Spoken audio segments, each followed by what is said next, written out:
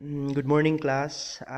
Today we will continue our discussion with the different samples of report that I gave to you. Our last audio lecture, we discussed about the different types of reports. Uh, we go through the sample format of a spot report, an actual sample of spot report, uh, the sample of a special report. Okay, and then we had a sample of a beat inspection report and a patrol report, and an actual sample of beat inspection report. We also um, uh, discussed sample format of after operation report. And then we discussed also the booking of arrested suspects flow chart on how how the suspect, after being arrested, how he is handled by the arresting officer, by the desk officer, and he subjected to medical examination of the suspect after he is brought to the police station, and then he is endorsed to the duty investigator.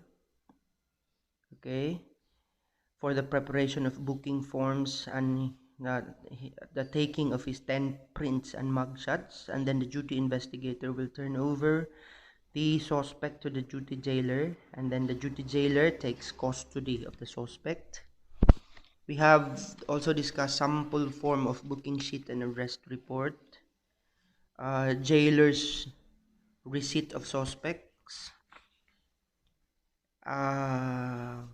We also discussed actual sample of certificate of detention, uh, release order, sample of release order, and sample form of turnover of arrested suspect, and sample format of crime report. And lastly, we discussed sample format of situation report. Okay, now today we will uh, try to examine sample incident report form. Okay, incident report form. This incident report form is to be completed by the organizers or the leader as soon as practical after the incident. So this report should be kept by the club secretary as a formal club record. In the event of any serious injury, an injury requiring medical treatment, copies of the incident report is forwarded to the insurance company. Okay. uh, in the incident report you place there. Okay, class, once again I'd like to remember you that while we discuss, as we go through our discussion for today, please don't forget to bring and to have with you the digital copy of our discussion for today. Okay, so you can follow my discussion and so you can appreciate fully our discussion for today. Okay, have it with you, the digital copy of our discussion for today. Okay, in the incident report form you place there the report prepared by. So who prepared the report, kinsa ang naghimo sa report. Okay, you place there the contact details. Butang dito ang cellphone number of the one who prepared the report, also his email address if there is any, and any telephone number. Okay, date prepared, kano siya gi-prepare, and the club name and address. Okay, the date of the incident, kano sa nahitabo ang insidente, and the time of the incident. Okay, the type of event. Okay, location, asa nahitabo, type of incident, whether naabay injury, whether there is a missing person, whether there is damage to property, there is theft, there is fire, etc. Okay? Ang incident report, example, mura na ni siya ganong kas ba? for example, in your activity, or let's say for example in your duty, there is an untoward incident, okay, meaning na ay mga panghitabo nga um, unlikely to happen. Okay, let's say for example na nakawatan, let's say for example na aksidente, so you make an incident report, okay, out of such event, okay, to inform the authority. Okay, so incident details you place there unsay nahitabo, or if it's injury or there is a missing person, you place there the circumstances that led to the incident. Okay, nganong nawala, or let's say nawala ang tao, na injury, damage to property, na theft, fire, ibutang dito sa incident details what happened. Okay, actions taken, you place there what are the actions that were taken by the unit, let's say for example, or actions taken by you, the one who prepared the report. Okay, whether if there is fire, so what did you do, whether you rescued the persons or the victims inside the unit, or whether you applied, let's say for example, first aid, or you called the police, assistance of the police, or the fire bureau of fire protection. Okay, and the likes. Okay, external involvement, were authorities or other agencies notified at the time? If so, who, by whom, and how? Did they then take a role in managing the incident? If appropriate, have the insurers been notified? Okay? External involvement. So, di ba, manawag man ka, let's say for example, fire, or sa police station. So, ibambutang po nimo dira sa incident report, what are the things that they did to help, and did they help? Okay? Tabang ba sila in solving the injury, or in mitigating the injury or the fire? Okay, or kung necessary, i-inform nimo kunwari na insurance company mo sa inyong sa inyong station, or insured ba ang building, you notify also the insurer. Okay, kay para makabayaran mo. Okay, and then final outcome, what was the final outcome of the incident? When was it resolved? Okay, unsay nahitabo sa insidente, was it favorably resolved? Okay, or otherwise? Okay, future prevention, can this incident be prevented at future club activities? If so, how? Okay, future prevention, so let's say for example, fire or injury, can it be prevented? Pwede ba na siya ma-prevent? Nga di na siya mahitabo in the near future? So if so, you place in your report how to prevent such. Okay, let's say for example, fire. So can it be prevented? You say yes, it can be prevented. So how will you prevent it? Okay, dapat na kay mga preventive measures. Let's say for example, na kay fire extinguishers. Let's say for example, you will conduct seminar to the members of the unit na to prevent fire. Okay, what are those conductors, diba? Heat conductors that can easily generate fire.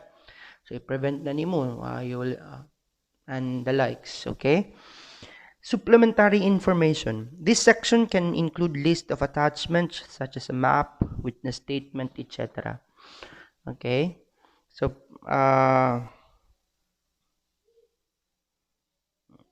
okay. Now let's go to some sample format of miscellaneous incident report. Miscellaneous meaning extra incident. Okay. From MI report, from kano sa nahitabo until to, so hangtod kano sa isulat nimo what, unsay nahitabo, when. So basically you answer the 5 W's and 1 H here. Okay, who, name of the suspect you include there. How was it, let's say for example, if it's a crime. Okay, how was it committed? Okay, casualties involved, the criminal side. the government side, the civilian side, okay, who were affected by the incident. Okay, remarks. You place there your notes on you think what are important things that should be placed in the report. Okay, in order to inform the addressee or the person to whom the report is addressed, or kung kinsay maka-receive sa report. Okay, name of officer of the case, don't forget to place your signature. Okay, then let's go to a sample format of a traffic accident investigation report. So kini siya kaning kung naay mga disgrasya sa dalan class, mao ni ang imuhang i-prepare. Okay, okay, this is important. Kini kay mo ni siya. So you can actually use this in the future if something happens in your area of duty. Okay, incident report form. This incident report form is to be completed as soon as practical after the incident. Okay, so again,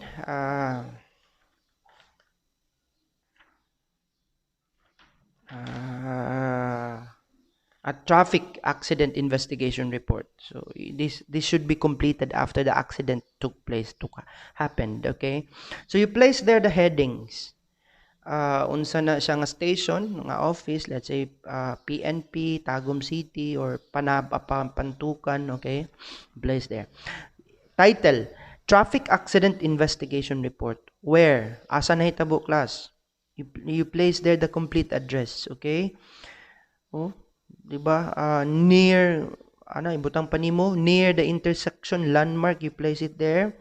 The street, the road, the barangay, the municipality, the city, the province. When nahitabo? Day of the week. Is it Monday, Tuesday, Wednesday, Thursday, Friday, Saturday, or Sunday? You place it there. Date, okay, and the time of the accident. What? Vehicle versus unsay ano class? Unsay nagbangga? Is it a vehicle and another vehicle, or is it a vehicle and a pedestrian or tao, or is it a vehicle versus an animal, or is it a vehicle versus a motorcycle versus a bicycle versus a scooter versus a railroad train versus a pushcart versus an animal drawn vehicle versus fixed object, katong nabanggaan lang og kanang poste, let's say for example, or a fixed stature. Okay, or there is non-collision. So ibutang nimo dito class, unsay nagbangga, kinsay mo nagbangga, is it another vehicle the katong na-encuentro niya. Type of accident, is it fatal? Or ano ba, daghan ba kayo og injury involved? Is it non-fatal, or is there property damaged? Okay, how naunsa pagkahitabo? Is it a head-on collision? Is it rear end, nabanggaan sa lubot, or is it an angle collision? Swide swept, same directions, sabay ba sila nya nagbangga sila, or is it swide swept opposite direction? Nagtagbo ba ang vehicles? Or others, specify unsay mga nahitabo. You also place there the width of the road. Okay, meters ug feet kung unsa ka lapad ang kalsada. Ang shoulder, width of the shoulder, you also place there, shoulder of the road, okay? And the number of lanes, pila ka lanes katong aksidente nahitabo. Okay, vehicle, number of vehicles involved, okay? Use supplemental traffic accident report if there are 2 vehicles involved. Okay, type sa vehicle 1, ibutang nimo dito what is the type. Make and model. Okay, Mitsubishi ba na siya, Innova, Toyota, plate number, okay? Classification and place of issue, driven by, kinsay nag-drive, address sa nag-driver, occupation sa driver, driver's license sa driver, nationality niya, og age, vehicle 2. Okay, you place there the type, Innova, make and model, let's say for example, Rush, make and model, Toyota, okay, plate number the same, classification and place of issue, driven by, kinsay nag-drive, address sa nag-drive, trabaho sa nag-drive, driver's license, ang iyang nationality ug age. Okay? You place also the sex and status. Driving experience, kung kinsay vehicle owner, kay di man na tanang panahon, di ba, nga drive mo po yung owner, na ba niya ginahire lang sila. Okay, the address of the owner, the registration certificate, okay, and the estimate damage. So you place there in your accident report, vehicular accident report form, traffic accident investigation report. Okay, so you estimate also the damage in monetary value. Okay, what drivers were doing. So unsay gihimo sa mga driver, you just check. Okay, was the driver going straight or is he turning right sa vehicle 1 ha? So ikuan jud ninyo class is specify si vehicle 1 o si vehicle 2 ilahi gyud ninyo. Okay, was he making a U-turn? Was he slowing down? Was there abrupt stopping? Pinakalit ra nga paghunong? Or was he stopped? Gipahunong siya? Or was he entering parked position? Padulong siya mag-parking? Or was he leaving a parking position? Okay? Was he evading the vehicle? Was he backing? Was he evading the pedestrian? Meaning, gitakasan niya ang kakontra? Gitakasan niya tong tao nga na iyang nabanggaan? O katong iyang animal or the object? Or gilikayan ba niya? I mean, ang vehicle, ang pedestrian o animal. Was he overtaking? Okay, nag-overtake ba ang driver 1 o 2? You indicate there. Was he parked? The driver, okay, the vehicle of the, was it parked? Okay, you indicate. What pedestrians or animals are doing? So, katong mga nabanggaan or animal, what were they doing? Were they crossing between intersection? Ni cross ba siya og intersection?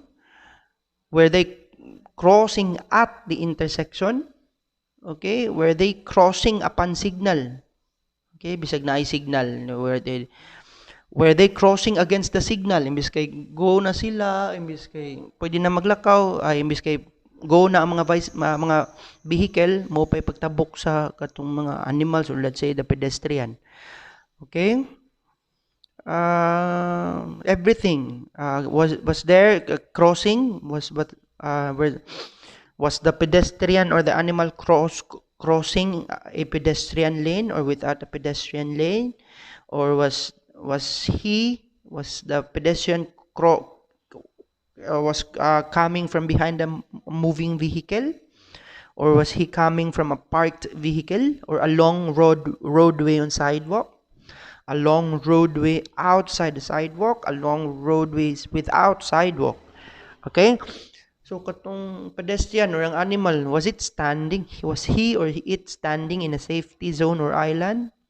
Was he getting on a vehicle? Pasulod ba siya sa vehicle? Was he getting off? Ning pababa ba siya? Was it evading another vehicle? O nilikay ba siya sa other vehicle? Was he pushing a cart or a wagon? Was he bending on a road? Others specify there. Okay. You also indicate there the condition of the motor vehicle. Sa vehicle 1, na ay by defect nga nakita nimo, is the brakes defective? Are the headlights glaring? Are both headlights insufficient? Are both headlights out? One headlight insufficient? One headlight is out? Tail light or lights is insufficient? Katang suga sa likod, insufficient. Ang headlight ba, o nisiga bang isa? Ang isa wala. Okay. Wala joy tail light. Or ang brake lights defective. Or ang signal light po niya defective. Or ang steering mechanism, ang steering wheel niya, guba pod. Ang windshield, is it guba ba siya o dili? Or defective tires ba? Okay, you place it there. So, sa 1 o sa 2, vehicle og 1 o sa 2, i-indicate nimo. Okay, violations indicated, you place there. Vehicle 1 o vehicle 2, again, was there disregard of the traffic signs and signals? Ni-violate ba siya sa traffic signs o signal? Was the vehicle weaving in and out of the traffic? Oh, naglusot-lusot na siya dito sa traffic. Okay? Was it paspas ba siya nagpadagan, exceeding lawful speed? Or was the driver maneuvering in an unsafely passing between intersections? Was it unsafe passing in hill or curve? Was the vehicle on the wrong side of the road, or there is no right of way, or the vehicle is dangerously loaded, or under the influence of alcohol, or wala ba siya valid driver's license, or nag-operate ba sa og defective vehicle, or nag-failure to signal, okay, hit and run, walay driver's license, and other things you specify, okay? Now, the condition of the driver or the pedestrian katong nabanggaan niya, okay? Absolutely normal ba? Normal lang ba? Naabay physical defects? Okay?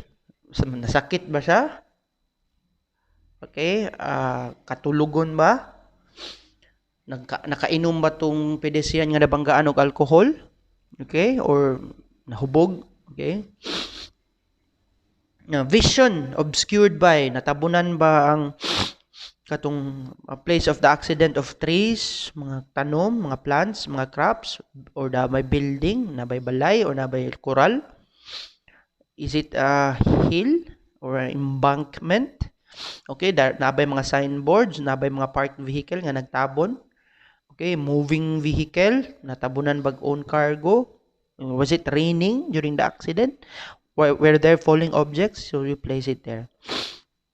Road character. Kung na hitabo ang aksidente, is it on a straight road, on a curved road, on a level road, or on a dip, nabay bangag, or a hill crest, or a upgrade or downgrade, or is it on a concrete, an asphalt, gravel, sand, earth, or coral? So you place it there. Ang road conditions, unsa man, nabay defect sa road, unsa kalaparon ang road, okay, and nabay defective shoulder sa road, nabay mga bangag-bangag, nabay is it dry, is it wet, is it muddy, dusty, is it under construction?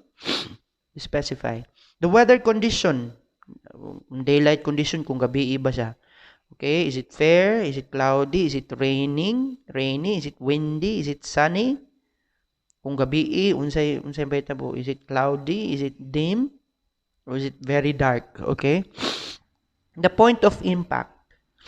Nagtagbo ang duha ka vehicle. Let's say for example, ang sa vehicle 1 front nakabangga, ang sa pikas pod front. So you indicate, or it could be right front, left front right side, front left side, center left side, rear sa lubot left side or rear end. Okay? Sketch of the accident. So you also prepare a sketch of the accident, class, ha? You use a separate sheet if necessary and indicate also that it is part of the accident report, okay? Ipambutang nimo kung kanang ang vehicle 1, let's say for example, asa siya padulong, butangan nimo og araw, ibutang nimo dito ang mga road. At drawing nimo ang kalsada, tapos kini vehicle 1, vehicle 2, i-drawing po nimo asa siya padulong. Okay? Okay. You place dotted lines after the impact, draw out roadway in solid lines, okay? Tapos papembahon nimo ang driver 1 o driver 2, okay, of the vehicle. So you place there brief narration. Unsay naitabo, oras, you basically just answered 5 W's 1 H. Why, when, how, what, where, and how, okay? In the casualty list, legend, ibutan nimo kung K na namatay, kung SI serious injury, SPI slight physical injury, D driver, PD pedestrian, PS passenger. So kinsa tong mga biktima, class, apektado, ipambutang dito lang name. So whether namatay ba sila or na serious injury or na slight physical injury, or driver ba sila, pedestrian or passenger. Age, edad, sex, ug hospital taken, asa sila gidala nga hospital. Mga witnesses, you also place there the witnesses sa mga sa aksidente. Okay, the name nila ug lang address. What are the actions taken? Unsa gihimo sa police officer nga ni-responde, okay, responda sa aksidente. Ang imong recommendation sa imong makarecommend. Okay, status of the case, asa na siya, na-file na ba ni siya, na ba criminal case nga gi-file or is it only a civil suit? Okay, reported by, kinsay nag-prepare sa report? Okay, you also place their insurance coverage, di ba, para kinanglanon maguni sa insurance company class kining accident report para traffic accident investigation report para mo na ilang basis kung ilahabang bayaran ang vehicle, kung di ba? Enclosures investigated or prepared by, so kinsay ang nagprepare sa TAIF, Traffic Accident Investigation Report. Okay, so you place your name and you sign your report. Okay, the traffic accident investigation report. So I think that would be all for today. Tomorrow we will continue our discussion with I will give you an actual sample of a police report on vehicular accident with physical injury. Okay, so thank you class for listening. I will we will be having a class tomorrow. Okay, I will send you again. I will post again in Google Class another audio lecture for our discussion for tomorrow. So we will continue the other types of reports that I posted to you online. Okay, thank you class. God bless and have a good day ahead. Okay, thank you.